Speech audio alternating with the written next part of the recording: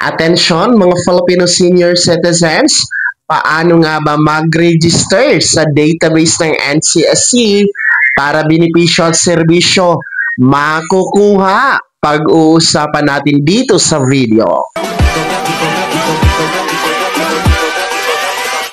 Hold up.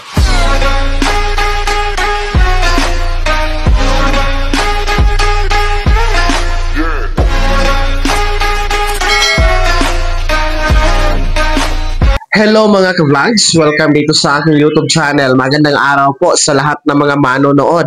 Saan po kayong dako sa mundo? Kumusta mga ka-vlogs?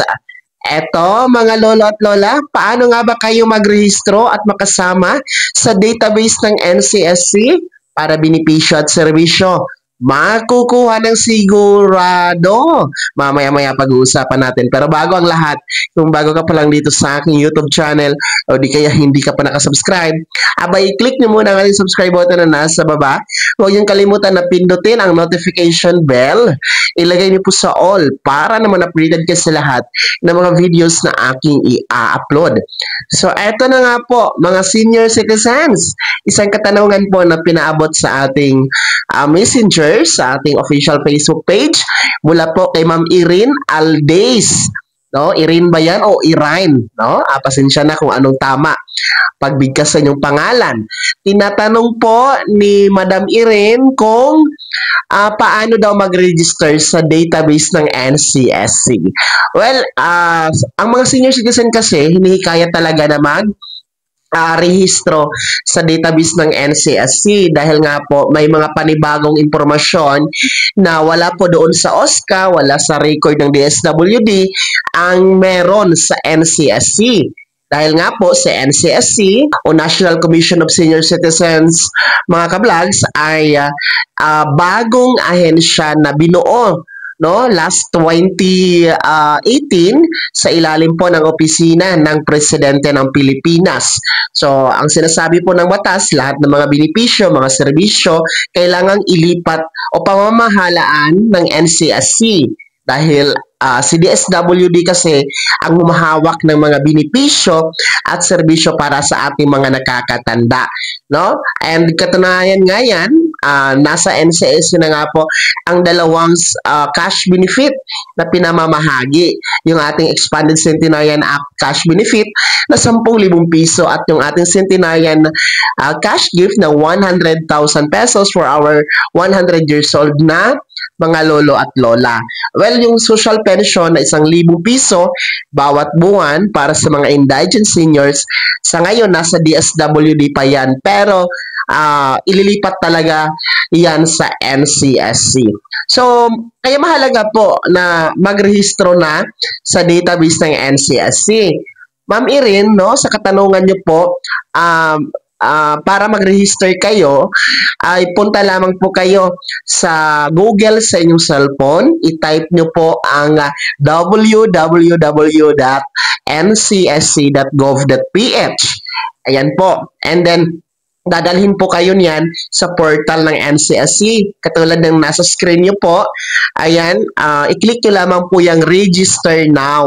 Pag-click nyo po ng register now ay meron kayong mga fill up ng mga personal information. So parang nag-fill up lang kayo ng biodata, kumbaga, no? And online nga lang. So after that, pag successful na po yung registration ninyo, ay mag-a-appear po sa dulo yung RRN or Registration Reference Number. Pwede nyo po yun kopyahin sa inyong notebook para hindi nyo po makaligtaan. O di kaya naman po, pwede screenshot. So, for future reference lang naman po yan. Pero actually, kahit hindi nyo nakabisado, hindi nyo na lista, wala pong problema. Basta nag-successful registration, okay na po yun. So, mahalaga yon, na mag-register kayo kasi sa ngayon, nasa 8 million na po mahigit ang nasa database na nakarehistro. So, ang target kasi ng NCSC, nasa 10 to 12 million na mga senior citizens ang dapat marehistro dyan sa kanilang database, base sa datos ng PSA. So, sa sinasabi ko na kanina at sa sinasabi na po ng NCSC na talagang napakahalaga ang registration para po mapasama kayo sa mga benepisyo, serbisyo na meron si NCSC. Madali po kayong matrace, madali pong makita kung ano yung mga pangangailangan ninyo, no? Kapag nasa database kayo ng NCSC.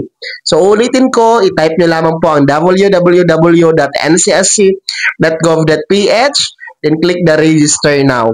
So mag-register na po kayo dahil darating ang araw talaga na lahat ng mga benepisyo at serbisyo ng senior citizen mula sa DSWD at ng pamahalaan, ang hahawak na po is ang National Commission of Senior Citizens na or NCSC.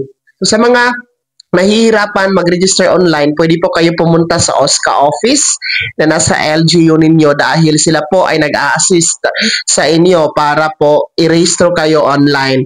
O di kayo naman po, magpatuloy na lamang po kayo sa inyong mga apo, anak, o any miyembro sa pamilya na marunong po mag-online registration.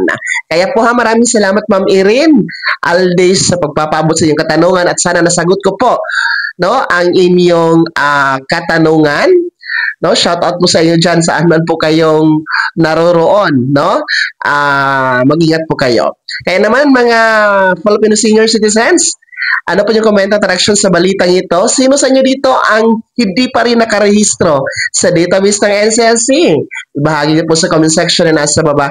Pakilakip ng buong pangalan at kung taga saan kayo. Bago ako magtapos sa video na to, kung gusto niyo po sumuporta sa ating YouTube channel, maaari niyo pong i-click ang ating super thanks button na nasa baba. Sa mga gusto maging miyembro, pwede po. I-click niyo po ating join button. Maraming perks dyan mga ka-vlogs. Be my member now. Sana'y naging gabay ang video na to kahit paano pag-uusapan natin ang mga mahahalagang bagay-bagay na may kinalaman sa ayuda, programa at benepisyo ng mga senior citizen. Kung hindi ka pa nakasubscribe dito sa aking YouTube channel, maaari nyo na i-click ang ating subscribe button na nasa baba. Huwag nyo kalimutan na pindutin ang notification bell. Ilagay nyo po sa all para naman updated ka sa lahat ng mga videos sa aking i-upload. Maaari nyo rin i-like ang video na to. At kung meron ka pa mga katanungan, maaari nyo i-comment sa comment section na nasa baba. Paki-follow na rin po ang aking official Facebook page na nasa screen nyo. Muli po, ako si Daniel Timpawan na nagsasabing dito sa aking YouTube channel, pawang katotohanan at lahat totoo lamang.